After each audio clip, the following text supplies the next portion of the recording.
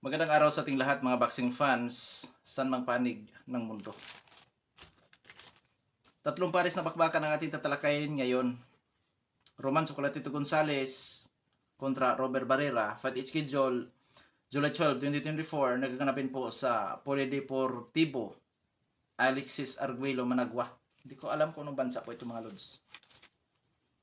Sam Goodman kontra Dutch Tana Luangphon aka Chinoy Worawot. Fight schedule July 10, 2024. Nagaganapin po sa Wynn Entertainment Center, Wonghong, Australia. Edward Hino na ating kababayan kontra Toshiya Ishii. July 9, nagaganapin naman po sa Korakuen Hall, Tokyo, Japan. Yan po ang mga bakbakan nating tatalakay ngayon na kung saan maghahayag po tayo ng sarili nating fight prediction, comparison at analysis na kung saan doon po lamang sa ating gagawing comparison, malaki po ang posibilidad na kayo po ay makakakuha ng idea kung sino po ang inyong papaboran na sa tingin po nyo ay may malaking tsansa sa panalo dito po sa naturang bakbakan, dahil detalyado po na inyong malalaman kung saan niya po ba naging llamado, saan niya ba naging dihado itong magkabilang panig. At inaanyayahan ko rin po kayo na panoorin ang video at nang sa ganun nakapag-desisyon po kayo. Maaaring ang inyong desisyon ay pabor o taliwas ito sa aking ginagawang prediction panalo sa laban, ngunit ang mahalaga kayo dahil nasa inyo po ang huling desisyon. At dahil sa magkaroon tayo ng comparison, marapat lamang natin munang alamin ang mga background dito sa magkabilang panig mula sa kanilang physical na appearance, experience at karanasan sa laban maging sa kanilang mga taglay-taglay na skills o mga galawan. Dahil yan po ang ating gagamiting referensya, doon po sa ating gagawing comparison. Pero bago natin ito simulan, para po sa mga boxing fans na bago pa po lamang napadpa dito sa ating munting channel, inanyahan ko po kayo na sana suportahan po sa pamamagitan po ng pag-subscribe, like, and share. At para po sa mga boxing fans na walang sawa na sumuporta at sumubaybay dito sa ating munting channel, taos puso po akong nagpapasalamat sa inyong lahat. Wala po Long Sports PH kung wala rin po kayo mga idol. Simulan na natin. Alamin na natin ang mga background dito sa magkabilang panig. At ang una natin tatalakay na bakbakan, dahil bukas na po ito, ay ang labanan sa pagitan ni Edward Hino na ating kababayan kontra Toshiya Ishii ng Japan. Okay. Alamin na natin ang mga background dito sa magkabilang panig at unahin natin sa panig ditong ating kababayan na si Edward Hino. As a pro boxer, may presibong kartada po itong ating kababayan. 16 wins with 6 wins coming by way of knockout, may 4 na talo at may 6 na tabla. Sa kanyang 4 na pagkatalo, sa puntusan lamang po ito natatalo. May edad na 31 anyos, height 5 foot and 6 inches, estimated lang po ito. Wala po sa kanyang record ang kanyang yung detalyado na height ng bata na ito. Estimated 5 foot and 6. South po ang kanyang stance, knockout ratio 37.5%. Last fight, February 11, 2024, Virgilio Silvano ang kanyang nakatunggali. Panalo si Hino by third round technical knockout. Karanasan o eksperyensya ni Edward Hino. Dating world title challenger po ito sa light flyweight division kontra Elwin Soto. At ang pinakamatindi na kalaban nito, katulad ni Elwin Soto, KJ Cataraha, Merlito Sibilio, at syempre si Virgilio Silvano. Opo. At dito mga lods, sa super bantamweight division, parang dalawang laban po lamang si Edward Hino. Parang ganun nga. Skills ni Edward Hino, boxer puncher. Saklaw ang mga style, pressure fighter style, defensive style, lumalaban sa brulan o tututurugbakan or brawler style, may counterpunching style. Pressure, abante, nagpapakawala ng jab, 1-2 kombinasyon, may pabugso-bugsong pagpasok sa range ng katunggali. Defensive style, back pedal, moving around sa kanyang katunggali, nagpapakawala ng mga counter na jab, 1-2 kombinasyon, at nakipagtututo, ganyan. Pagdating sa depensa ni Kabayan, may mga butas po sa depensa na kung saan delikado na masamantala sa counter. Taglay naman ni Kabayan ang timing, accuracy. At siyempre may power kahit paano si Edward Hino. Ngayon, sa panig naman ng Japanese fighter na si Toshiya Ishii. As a pro boxer, itong si Ishii naman po ay may impresibong kartada. 6 wins with 4 wins coming by way of knockout, may 1 talo at may 2 tabla.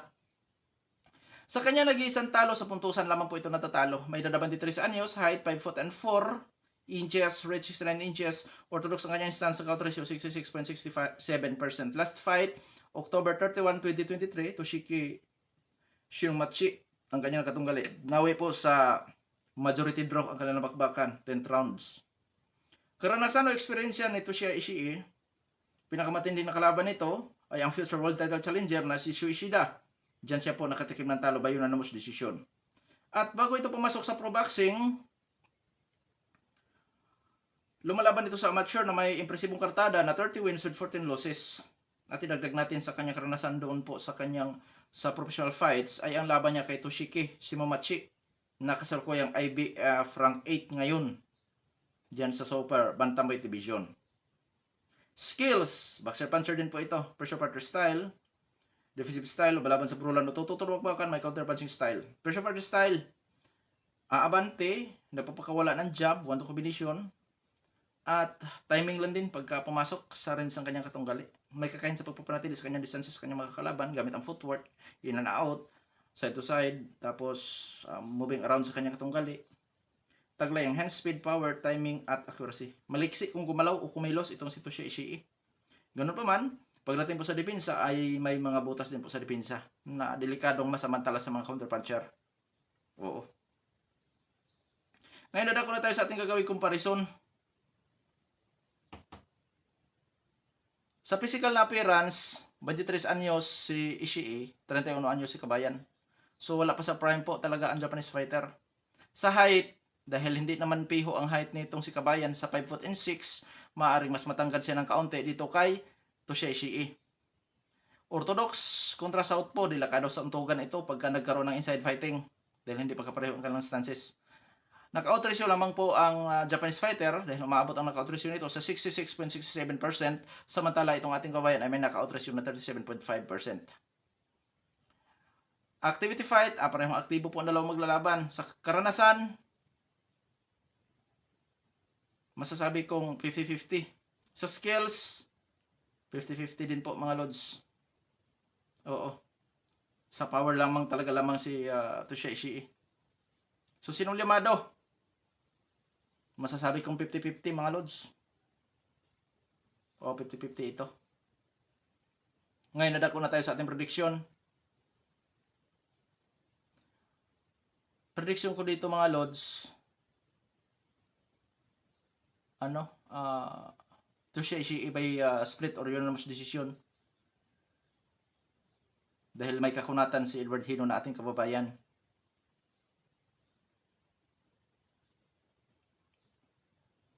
Sa panagdi Kabayan naman po, dahil dayo ito, dapat niyang in-knock out si Toshio Ishii para makapiyo sa panalo.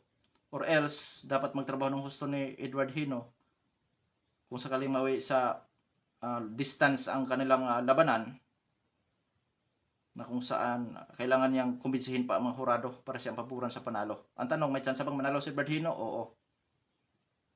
May tsansa po. May kakayahan ito. Kaya nga 50-50 mga lods. Na sa tingin ko, magawa din ni Kabayan ang pagtalo dito kay Toshio Ishii sa puntusan. Pero yun nga, ang magpapahirap dito kay Kabayan ang hand speed at power ni Toshio Ishii kung saan pwede yang mangingibabaw sa labanan na yan. Pero yun nga, dahil may kunat si Kabayan, posible niyang mamain itong si Toshio Ishii na kung saan pressurein ng husto ni Edward Hino ito at magpakawala si Kabayan ng mga volume at nang sa ganun kahit papaano makalamang siya sa puntusan at posible magawa pa niyang makumbinsi ang mga hurado sa labanan na ito. Mahirap kasi mga lods pag ikaw dayo. Kasi pag dayo ka, kailangan mo magtrabaho ng husto para ikaw lamang ay mapapaboran or makumbinsi. Kailangan mo mangumbinsi. Kung kaya nga i-knock out ni Kabayan, dapat i-knock out niya na para makapiyo sa panalo. Dahil pag nawi sa puntusan, delikado si Jan. Oo, lalo na't may tagline hand speed at power itong kanyang mga katunggali. Pero may laban po talaga ang kababayan natin dito mga lods. Sabi ko sa inyo, may laban po yan, na kung saan posible nyo mapahirapan ang Japanese fighter. Ngayon, sunod natin na tatalakayin, Sam Goodman kontra Daciana Luangphone aka Chinoy Wurawot. So tayo dito ang Thai fighter. At tandaan natin, for the first time lumabas ng Thailand si Daciana Luangphone aka Chinoy Wurawot. For the first time or second time yan lalabas para mapalaban lamang kay Sam Goodman mga lods. Dito, alamin muna natin ang mga background dito sa magkabilang panig at unahin natin ang sa panig ng TIE Fighter. As a pro boxer, itong si Dachana Luangphone aka Chinoy Wurawot, daming pangalan. As a pro boxer, may presibong kartada, 25 wins with 15 wins coming by way of knockout undefeated. May isang tabla. May edad 27 anyos, height 5 foot and 5 and a half inches. Orthodox ang kanyang stance sa count ratio, 60%. Last fight, March 29, 2024. Nakasagupan nito si Ping Su, panalo by unanimous decision sa 6 rounds. Schedule na kailang bakbakan itong si Chinoy Wurawot. Eksperyensya, karanasan itong si Wurawot. Pinakamatindi na kalaban nito, si Panya Utok na dating world champion. Dagdag natin ang ating mga kababayan, si Jan Jimeno at si Jomar Fajardo. Skills, boxer puncher ito at may pagka-agresibo. Pressure fighter style, defensive style, counter punching style, lumalaban sa brulan o tututurbakbakan. Volume ito sa pagbabato ng jab, pang sit up, 1-2 combination, back pedal, moving around, defensive style niya yan. Tapos waving, tapos cover sa panga. Volume puncher ito, taglay ang power, timing at accuracy. Pagdating sa depensa mga lods, yun nga, head movement, pero pagka sa mid-range sa suntukan, may mga butas sa depensa ang boksingirong ito. Nga kung saan delikadong makounter din. Malimit yan sa boxer puncher. Ngayon sa panig laban ni Sam Goodman. As a pro boxer, may impresibong kartada po ito.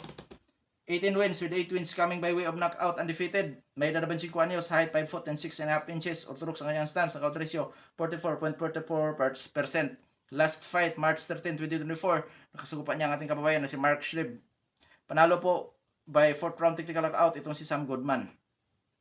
Karanasan o eksperyensya ni Sam Goodman. Ang pinakamatinding na kalaban nito ay si TJ Doheny na dating world champion at ilang beses world title challenger. Juan Miguel Elorde na ating kababayan na dating world title challenger. Rice Alim na kasalukuyang prospect.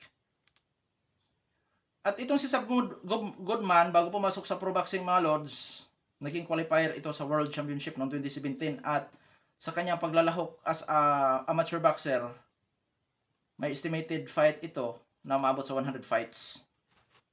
Skills, all-around boxer po ito. Ibig sabihin, pag all-around boxer mga lods, halos lahat ng galawan mayroon. Excepted lamang po sa sweet science of boxing. Pressure fighter style, defensive style, lumalaban sa brutal o tututurbakbakan at may kagalingan din pagdating po sa teknikalan na suntukan o bakbakan. May kaghusayan pagdating po sa depensa, taglay hand speed, power, timing at accuracy. Oo. Pero hindi ibig sabihin na mahusay sa depensa ay hindi natatamaan. Natatamaan at natatamaan pa rin pero hindi po malimit. Dahil nga may kahusayan sa technical na bakbakan si Sam Goodman. Ngayon dadako na tayo sa ating comparison at unahin natin sa ranking. Sa Super Bantamweight Division, source naman natin ang Boxing Scene. Sa kanilang pagbibigay ranking sa 4 major title belts or 4 major title organization, rank 1 to 15. Sam Goodman, rank 7 sa WBC. Rank 8 naman si Dachana Luangphone aka Chinoy Wurawot. Sa WBA, wala pareho ang kanilang pangalan. Ngunit sa IBF, rank 1 itong si Sam Goodman. Wala po ang pangalan ni Wurawot. Sa WBO, rank 1 ulit si Sam Goodman. Wala po ang pangalan ni Wurawot. Ngayon, dadako na tayo sa edad. Pareho na sa prime, 25 anyos kontra 27 anyos. Height, mas matangkad po ng 1 inch si Sam Goodman. Sa kanilang stance, parehong orthodox. Lamang sa power naman si Dachana Luangphone aka Chinoy Wurawot. Knockout ratio ni Wurawot kasi ay umaabot po sa 60%. Samantalang si Sam Goodman ay may knockout ratio na 44%. Oo. So lamang sa power po anti-fighter. Karanasan, lamang po si Sam Goodman. May background sa amateur at may mga nakalaban na rin na dating world champion at dating world title challenger. Bagamat ganun nga, may kalamangan si Sam Goodman sa karanasan, hindi po napag-iiwanan gaano si Dachana Luangphone aka Chinoy Wurawot. Siyempre hindi siya na pag-iiwanan naman gaano kasi ang mapalaban kay Panya Utok, Jan Jimeno, Jomar Fajardo, masasabi ko nakapagbibigay ito sa kanya ng magandang karanasan. Siguro 60-40 sa karanasan po. Ngayon, dadako tayo sa skills. All-around boxer kontra boxer puncher. So may kalamangan po si Sam Goodman. Oo. Pero ganun pa man, nakadepende pa rin yan sa kanilang gagawing estratehiya. Dahil yung pagka-agresibo nitong si Dachana Luangphon aka Chanoy Wurawot, malimit po yan na nagpapahirap sa mga all-around boxer, sa mga technical fighter, ang kanyang pagka-agresibo. Oo, dagdag pa natin sa kanyang power po mga lods. Disadvantage kay Datsana Luangphon, dako na pagdadausan dahil siya po ay dayo. Doon po kasi gaganapin ang bakbakan sa Australia. Okay, dadako na tayo sa ating gagawin prediction sa laban. Tika muna. Sino Llamado? Sam Goodman. 55-45 po. Ganun lang. 55 para sa panig ni Sam Goodman. 45 sa panig naman ni Datsana Luangphon aka Chanoy Wurawot. Kasi yung power mga lods kasi hindi pwedeng pagkumpensaan. Kahit anong husay mo, pag tinamaan ka ng isa, ika nga ni Margarito at ni Golovkin, isang suntok lang, kayang tumapos, kayang magpabago sa takbo ng laban. So, hindi dapat magpagkakampante si Sam Goodman. Lalo na't pareho silang prospect. Nitong si Datsana Luangphon aka Chanoy Wurawot. Oo, hindi siya magpagkakampante. Pag tinamaan siya dyan sa mapuruhan, ayari siya dyan. Kaya dito sa boxing, hindi porkit dihado ay talo na kaagad. Hindi porkit Llamado ay piho ang panalo. So, ngayon, dako na tayo sa ating prediction sa laban. Sam Goodman, by unanimous decision. Oo. May chance ba si Sam Goodman na manalo by knockout? Oo, may chance din po. May posibilidad. Dahil once na magawa niyang may outbox itong si Datsana Luangphon, aka Chanoy Wurawot, imposibleng walang iindahin itong pinsala. At syempre mga lods, dahil si Datsana Luangphon aka Chanoy Wurawot, pinakahuling laban nito ay 6 rounders lamang, tapos doon sila sa 12 rounds, malayo. Kasi balita kasi na paglalabanan ni Sam Goodman at Datsana Luangphon aka Chanoy Wurawot ang IBF Eliminator. So kung eliminator sila, di aabot nga yan sa 12 rounds. So yun nga, disadvantage yan kay Datsana Luangphon. Bakit? Kasi 6 rounders siya. Bawat may mga laban ito na umaabot sa 10 rounds, pero yun nga mga lods, yung huling laban nito, na kung saan yung preparasyon sana nitong si Luangphon, sana nasa magandang body conditioning ito, sana nakapag-prepare ito na umaabot po sa 12 rounds or 10 rounds ang kanilang bakbakan. Dahil once na kakapusin siya sa hangin, ayari siya. Kaya may chance si Sam Goodman na manalo by knockout or technical knockout or stoppage, ganyan. Pero ang pinaka-official prediction ko po dyan, Sam Goodman by unanimous decision or split decision. Yan po ang aking pinaka-official. Sa panig naman ni Datsana Luangphon, gamit ang kanyang power at pagka-agresibo, posible niyang mapuruhan si Sam Goodman. Sanhin ang pagka-knockout nito. At yun dapat ang gagawin ni Chanoy Wurawot, ang in-knockout si Sam Goodman para makapiho sa panalo, lalo't dayo siya. At kung sakaling di man niya magawang man-knockout si Sam Goodman, dahil may tibay nga po ang boksingerong ito, dapat maging agresibo siya sa pagpapakawala ng mga suntok, sa pagsunod dito kay Sam Goodman. At nang sa ganon, kahit papaano may domina niya ang laban at posible pa niyang makumbinsi ang mga hurado na siya po ang papaboran sa panalo dito po sa naturang bakbakan. Ganon kahirap po ang sa panig ni Datsana Luangphon aka Chanoy Wurawot, dahil siya po ay dayo dito sa naturang bakbakan. Alam nyo naman, Australia po yan. Once na magkaroon lang ito ng closed fight, dikit sa scorecard, ay delikado siya na madali itong si Datsana Luangphon. Pero this is boxing, anything could happen, na kung saan mga lods, gamit ang power at pagka-agresibo nito, may tsansa na makakakuha ito ng panalo by knockout at maging sa puntusan. Maganda rin kasi ang galawan ni Luangphon aka Chanoy Wurawot, may pagka-agresibo. At siyempre, volume puncher din po ito. Kaya magandang laban ito. Malaking pagsubok din ito kay Sam Goodman, lalo na't ito po ay nag-aamo kay Naoya Inoue. Ngayon, dako tayo sa comeback fight ni Roman Chocolatito Gonzalez kontra Robert Barrera. Super flyweight division po ito, 10 rounds. Alamin muna natin ang mga background dito sa magkabilang panig at unahin natin na sa panig ni Robert Barrera. As a pro boxer, may impresibong kartada si Robert Barrera, 27 wins with 17 wins coming by way of knockout, may 5 talo. Ngunit wala pa na italang tabla. Sa kanyang 5 talo, 2 beses nakatikim po ng knockout. May edad na 31 anyos, height 5 foot and 4.5 inches, reach 66.5 inches, orthodox ang kanyang stance, knockout ratio 62.96%. Last fight, December 17, 2023, Victor Berrio ang kanyang nakatunggali, panalo by second round technical knockout. Itong si Robert Barrera. Sa stance ng boxingerong ito, switch stances po ito mga lods. Para epektibo, mag-orthodox or mag-south po ito, epektibo. Magaling. Karanasan o eksperyensya ni Robert Barrera, dating world title challenger po ito sa flyweight division kontra Roichi Taguchi. Lamang nabigo po siya, talo siya sa siyam na round sa bakbakan.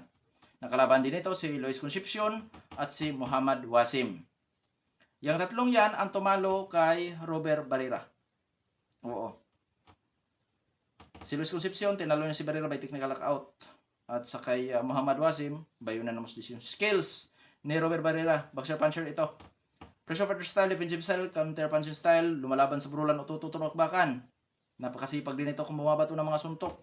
1-2 combination, footwork in and out, back pedal moving around sa kanyang katunggali, napakawala ng mga counter jab.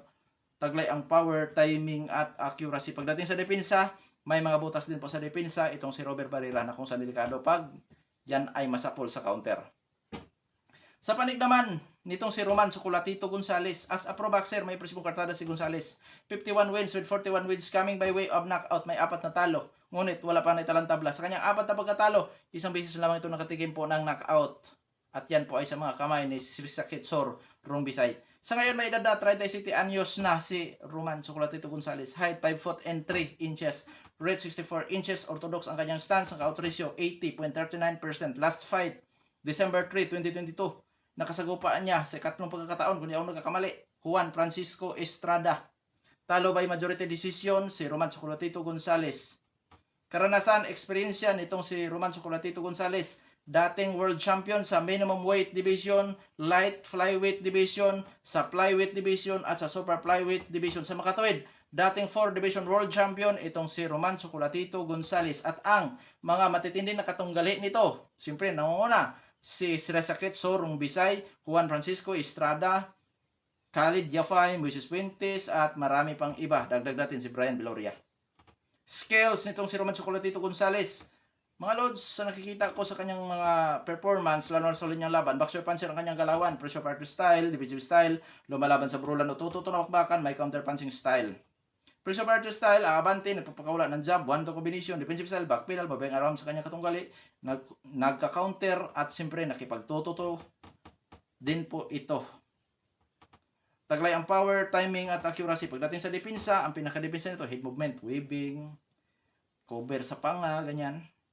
Sa madaling salita, may mga butas din po sa depensa si Roman Chocolatito Gonzalez kung saan delikado pagka nasamantala, matimingan sa counter. Oo. Ngayon dadako na tayo sa ating gagawing comparison. Unahin natin sa ranking dito po sa Super Flyweight Division. Rank 2 sa WBC, rank 3 sa WBA, si Roman Chocolatito Gonzalez. Samantala itong kanyang makatunggali, wala po sa ranking 1 to 15 dito po sa Super Flyweight Division ang pangalan ng boxingerong ito. Walang pangalan ni Robert Barrera. So ngayon dadako na tayo sa physical na appearance comparison. Edad muna tayo. 37 anyos si Gonzalez, 31 anyos si Robert Barrera. Nasa kanyang father time na, lipas na sa prime si Roman Chocolatito Gonzalez. Samantala si Barrera ay nasa kanyang kalakasan pa, 31 years old. So disadvantage ito para sa panig ni Roman Chocolatito Gonzalez. Pagka iiral na ang kanyang pagka-father time, which is 37 years old, apektado ang power, galawan at stamina. Siyempre, maging ang kanyang tibay. Ngayon, sa kanilang activity fights, mga lods, 1 taon at 7 buwan na hindi napapalaban si Roman Chocolatito Gonzalez. Delikado. Baka ito'y pinasok sa tinatawag natin na ring rust, bunga ng inactivity. Ano naman ang posibleng danasin? Ano ang epekto ng inactivity? Once na pinasok na po nga sa tinatawag natin na ring rust, apektado po ang galawan, power at stamina. Kombinasyon pa sa kanyang father time. Nako, major na problema ito. Ngayon, dadako tayo Sa height, reach, power, kung sino po ang may advantage. Mas matangkad po ng 1.5 inches si Robert Barrera. Sa reach, 2.5 inches lamang pa rin si Barrera. Sa power, lamang naman si Roman Chocolatito Gonzalez na kung saan may knockout ratio na 80%. Pero wag malaitin ni Roman Chocolatito Gonzalez ang power ni Barrera dahil umaabot po sa 62.96%. So mataas din po ang knockout ratio. Power puncher. Knockout artist kontra power puncher ang mangyayari ito sa bakbakan na ito. Karanasan, masasabi kong may lamang po si Roman Chocolatito Gonzalez. 4 Division World Champion po yan. Unlike dito kay Robert Barrera, minsan na itong naging World Title Challenger, nabigo pa. Oo, so lamang po talaga sa karanasan si Roman Chocolatito Gonzalez. At siyempre sa ranking pa. Sa skills, parehong boxer puncher. So nakadepende ito sa kanilang diskarte sa laban, mga lods. Oo, nakadepende ito sa diskarte. Ngayon, sino llamado? Automatic po, llamado po si Roman Chocolatito Gonzalez. Oo. 55-45 lamang. Bakit naging 55-45? Una, lipas sa prime. Pangalawa, inactive. Major disadvantage. Huwag tayong magtaka kung magbago ang galaw ni Roman Chocolatito Gonzalez. Huwag tayong magtaka kung magagaang na ang mga kawalang suntok ni Roman Chocolatito Gonzalez. Huwag tayong magtaka kung sakaling iba na ang magiging galawan ni Roman Chocolatito Gonzalez sa laban na ito. 37 anyos. Lipas sa prime. Samahan pa ng inactivity. Kaya kung aktibo si Roman Chocolatito Gonzalez, mga lods, wala. Nasa kanya na. Kasi hindi naman bago para kay Roman Chocolatito Gonzalez ang mapapalaban sa ganito katangkad. Which is 1.5 inches lang din naman. Na Robert Barrera, hindi na bago kay Roman Chocolatito Gonzalez yan. Nakalaban niya nito si Juan Francisco Estrada. Height ba ni Juan Francisco Estrada? 5'5" yata yun. So, yun nga lang ang problema kay Roman Chocolatito Gonzalez. Father time, lipas sa prime, at inactivity.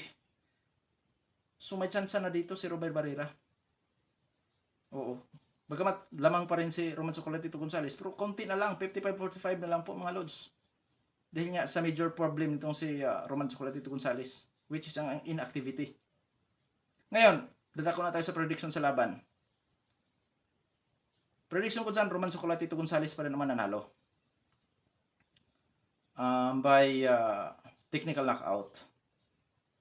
At kung sakaling din niya magawang technical knockout at mo sa puntusan ng laban, Roman Chocolatito Gonzalez pa rin ako dyan by unanimous decision. Posible niya may domina buong laban gamit ang kanyang power at pagka-agresibo. Pero yun nga, kung sakaling matalo dito si Roman Chocolatito Gonzalez, hindi na po yan natin dapat pang pagtalunan or pagtakahan. Lipas na siya sa prime, pangalawa, inactive. Posibleng magbabago ang kanyang galawan dahil dyan. Sana hindi ganon. At hindi nga ito malayo na matalo na. Kasi nga lipas sa prime, inactive pa. Unlike dito kay Robert Barrera, na nasa kanya na nga ang kalamangan sa height, may laban sa power, activity, aktibong-aktibo ito. December 17 lang ang last fight nito. 7 months lamang po, mga lods, na kung saan hindi napapalaban si Robert Barrera. Pasok pa ito sa active status, unlike dito kay Roman Chocolatito Gonzalez na 1 taon at 7 buwan. Kaya yun nga, yun ang posibleng sanhi na kung saan matalo dito si Roman Chocolatito Gonzalez. Pero yun nga, ganun pa man, sa aking official prediction, Roman Chocolatito Gonzalez pa rin ang para sa akin may malaking chance sa panalo. Pero hindi na tayo magtaka o magugulat man kung sakaling matalo na dito si Roman Chocolatito Gonzalez sa isang Robert Barrera na kung saan wala pa nga ito sa ranking dahil nga bunga sa inactivity father time na Roman Chocolatito Gonzalez. Oo. Sa panig ni Robert Barrera, may chance itong manalo by technical knockout. May chance din itong manalo by unanimous decision dahil masikipag din po itong bumato na suntok si Robert Barrera. Kaya abangan natin kung ano pa ba ang kayang ipakita ni Roman Chocolatito Gonzalez dito sa kanyang comeback fight gayong 1 taon at 7 buwan ito na hindi napapalaban. At isama pa natin yung edad which is 37 years old na. Although hindi naman lahat ng boksingero. na nag-edad ng 37 anyos ay kapansin-pansin na ang kanyang pagka-father time. Pero, yun nga, yung inactivity. Ay ang boksingero kahit bata pa yan, kung ma-inactive, magbabago pa nga ang galawan, how much more? 37 anyos na ito. Kaya abangan natin kung ano ba talaga ang kayang ipakita ni Roman Chocolatito Gonzales. Gayong inactive siya at siyempre nasa kanyang pagka-father time na. Oo. Kaya kung nagkataon na aktibo ito, parang ano lang to mga lods, pandagdag sa patabang kartada ni Roman Chocolatito Gonzales, ang kalibre ni Robert Barrera. Pero ngayon, dahil sa 37 anyos, inactive pa, ay may chance na ngang manalo itong si Robert Barrera dito kay Roman Chocolatito Gonzales, which is malaking ano rin po yan, achievement ni Robert Barrera kung sakaling magawa niyang talunin itong si Roman Chocolatito Gonzales na dating 4 Division World Champion. Hanggang dito na lamang ito Pandong Sports PH. Maraming salamat po.